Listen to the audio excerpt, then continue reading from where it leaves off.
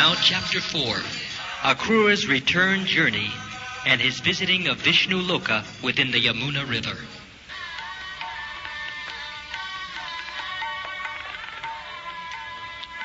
Akrura was warmly received by Lord Krishna and Nanda Maharaj and offered a resting place for the night. In the meantime, the two brothers, Balaram and Krishna, went to take their supper.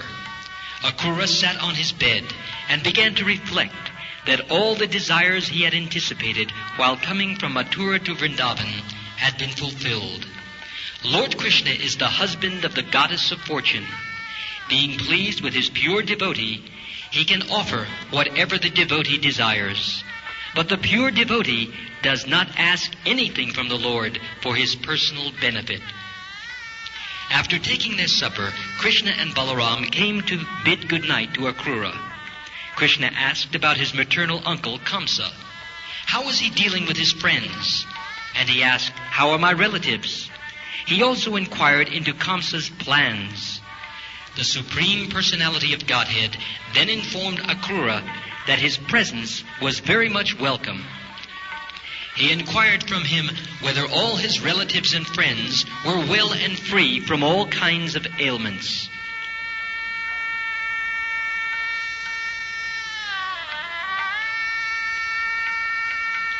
Krishna stated that he was very sorry that his maternal uncle Kamsa was the head of the kingdom.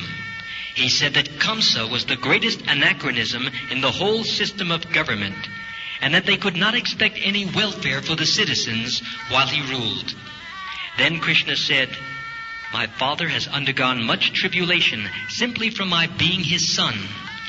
For this reason also, he has lost many other sons.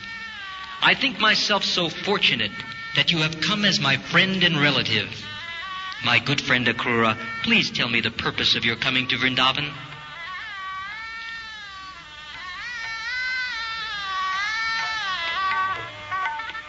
After this inquiry, Akrura, who belonged to the dynasty of Yadu, explained the recent events in Mathura, including Kamsa's attempt to kill Vasudeva, the father of Krishna.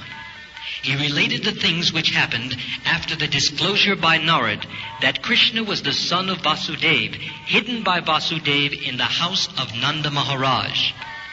Akrura narrated all the stories regarding Kamsa. He told how Narad met Kamsa and how he himself was deputed by Kamsa to come to Vrindavan. Akrura explained to Krishna that Narad had told Kamsa all about Krishna's being transferred from Mathura to Vrindavan just after his birth, and about his killing all the demons sent by Kamsa. Akrura then explained to Krishna the purpose of his coming to Vrindavan, to take him back to Mathura. After hearing of these arrangements, Balaram and Krishna, who were very expert in killing opponents, mildly laughed at the plans of Kamsa.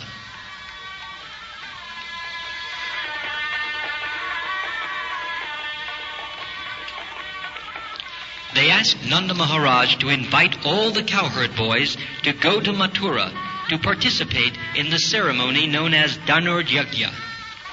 Kamsa wanted them all to go there to participate in the function. On Krishna's word, Nanda Maharaj at once called for the cowherd boys and asked them to collect all kinds of milk preparations and milk to present in the ceremony.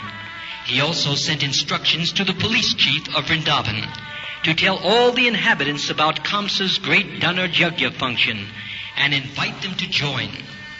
Nanda Maharaj informed the cowherd boys that they would start the next morning. They therefore arranged for the cows and bulls to carry them all to Mathura.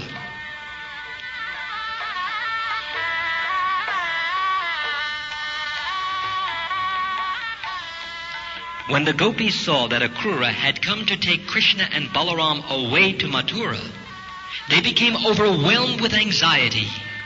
Some of them became so aggrieved that their faces turned black, and they began to breathe warmly and had palpitations of the heart.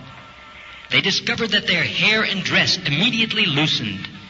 Hearing the news that Krishna and Balaram were leaving for Mathura, others who were engaged in household duties stopped working, as if they had forgotten everything, like a person who is called forth to die and leave this world at once. Others immediately fainted due to separation from Krishna. Remembering his attractive smile and his talks with them, the gopis became overwhelmed with grief. They all remembered the characteristics of the personality of Godhead, how he moved within the area of Vrindavan, and how with joking words he attracted all their hearts. Thinking of Krishna and of their imminent separation from him, the gopis assembled together with heavily beating hearts. They were completely absorbed in thought of Krishna, and tears fell from their eyes. They began to converse as follows.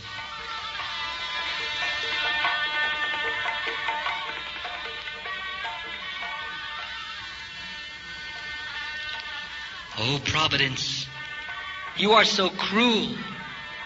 It appears that you do not know how to show mercy to others.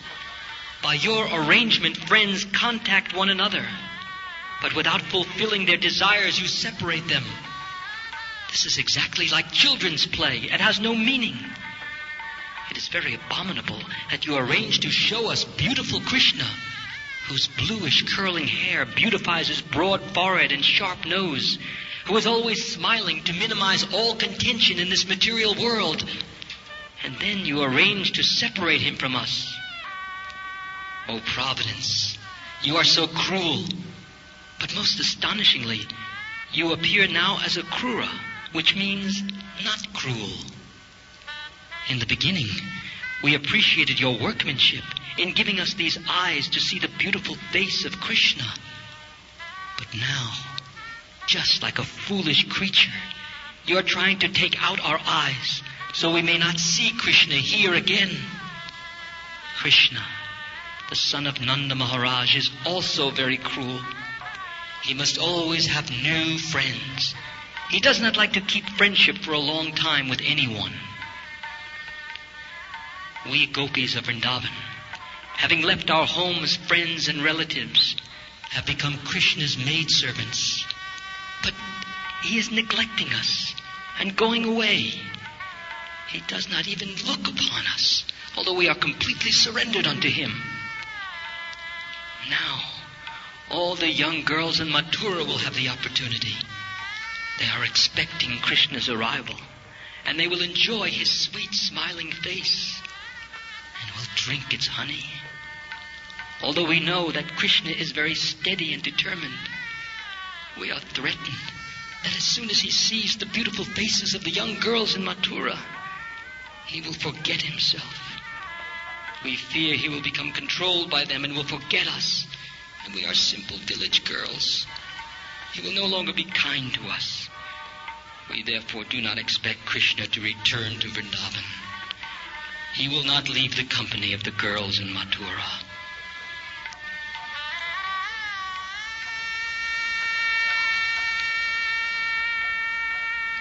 The gopis began to imagine the great functions in the city of Mathura.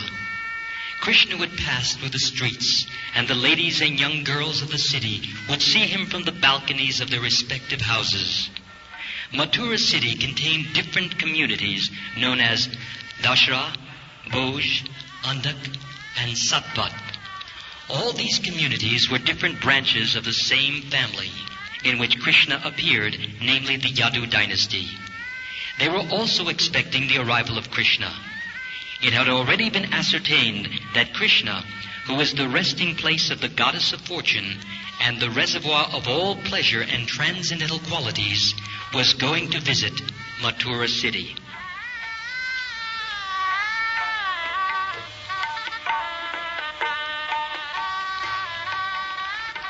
The gopis began to condemn the activities of Akrura. They stated that he was taking Krishna, who was more dear than the dearest to them, and who was the pleasure of their eyes. He was being taken from their sight without their being informed or solaced by Akrura. Akrura should not have been so merciless, but should have taken compassion on them. The gopis went on to say, the most astonishing feature is that Krishna, the son of Nanda, without consideration has already seated himself on the chariot. From this it appears that Krishna is not very intelligent. Yet he may be very intelligent, but he is not very civilized. Not only Krishna, but all the cowherd men are so callous that they are already yoking the bulls and calves for the journey to Mathura. The elderly persons in Vrindavan are also merciless. They do not take our plight into consideration and stop Krishna's journey to Mathura.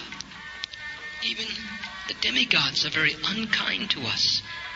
They are not impeding his going to Mathura.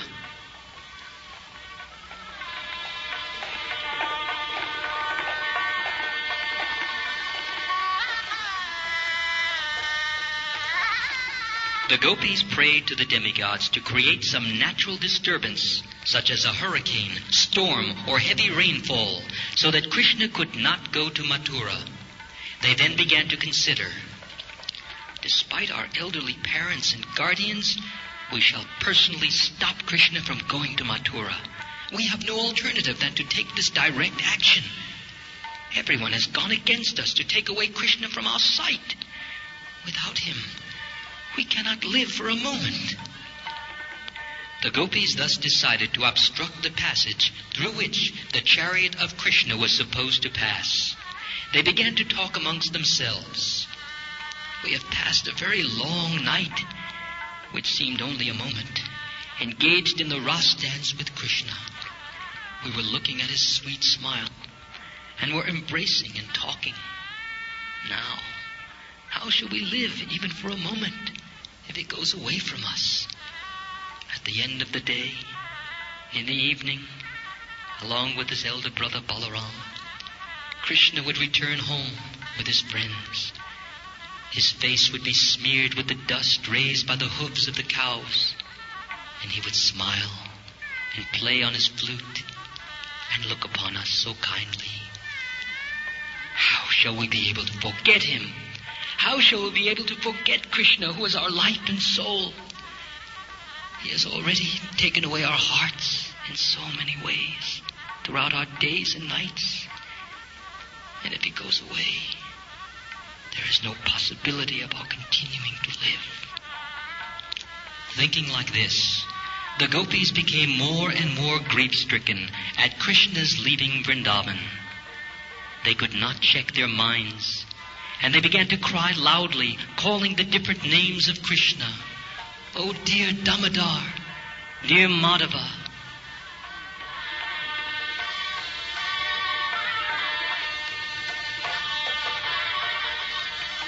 The gopis cried all night before the departure of Krishna. As soon as the sun rose, Akrura finished his morning bath, got on the chariot, and began to start for Mathura with Krishna and Balaram. Nanda Maharaj and the cowherd men got up on bullock carts after loading them with milk preparations such as Mathura with Krishna and Balaram.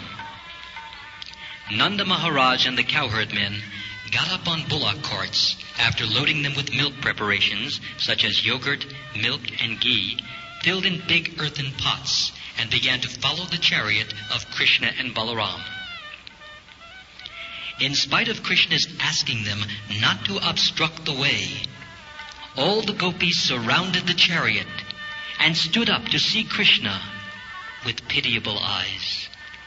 Krishna was very much affected upon seeing the plight of the gopis.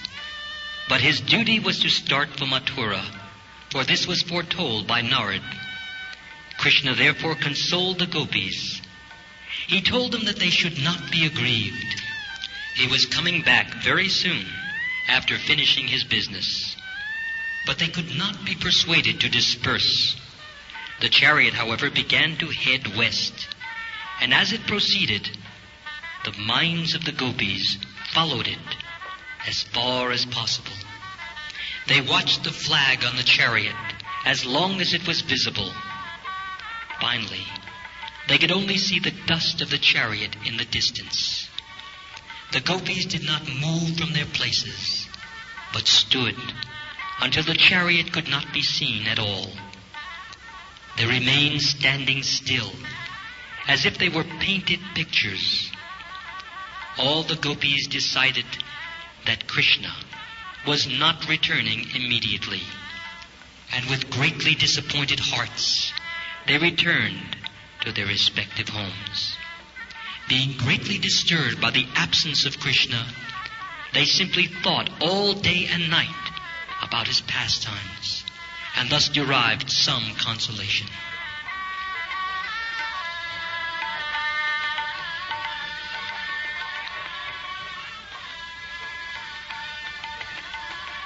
The Lord, accompanied by Akrura and Balaram, drove the chariot with great speed towards the bank of the Yamuna. Simply by taking a bath in the Yamuna, anyone can diminish the reaction of his sinful activities. Both Krishna and Balaram took their baths in the river and washed their faces. After drinking the transparent, crystal clear water of the Yamuna, they took their seats again on the chariot. The chariot was standing underneath the shade of the big trees, and both brothers sat down there. Akrura then took their permission to also take bath in the Yamuna. According to Vedic ritual, after taking bath in the river, one should stand at least half submerged and murmur the Gayatri mantra. While he was standing in the river, Akrura suddenly saw both Balaram and Krishna within the water. He was surprised to see them there because he was confident that they were sitting on the chariot. Confused, he immediately came out of the water and went to see where the boys were. And he was very surprised to see that they were sitting on the chariot as before. When he saw them on the chariot, he began to wonder whether he had seen them in the water. He therefore went back to the river. This time, he saw not only Balaram and Krishna there, but many of the demigods and all the Siddhas, Charanas, and Gandharvas. They were all standing before the Lord, who was lying down. He also saw Sheshanaga with thousands of hoods. Lord Sheshanaga was covered with bluish garments, and his necks were all white. The white necks of Sheshanaga appeared exactly like snow-capped mountains. On the coiled lap of Sheshanaga, Akrura saw Krishna sitting very soberly with 4 hands. His eyes were like the reddish petals of the lotus flower.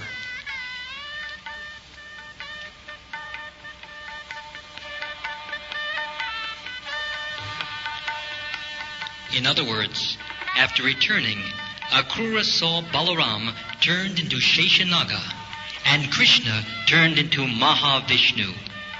He saw the 4-handed Supreme Personality of Godhead smiling very beautifully.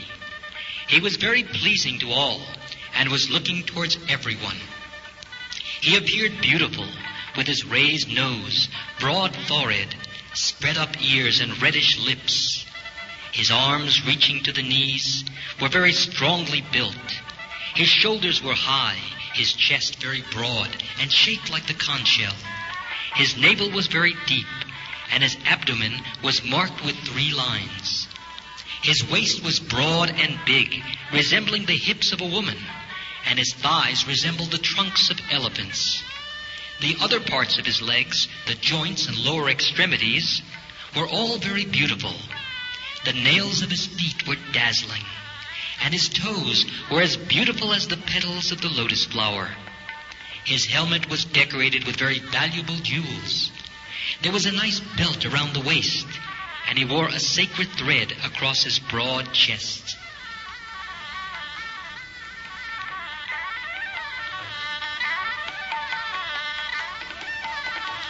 Bangles were on his hands, and armlets on the upper portion of his arms.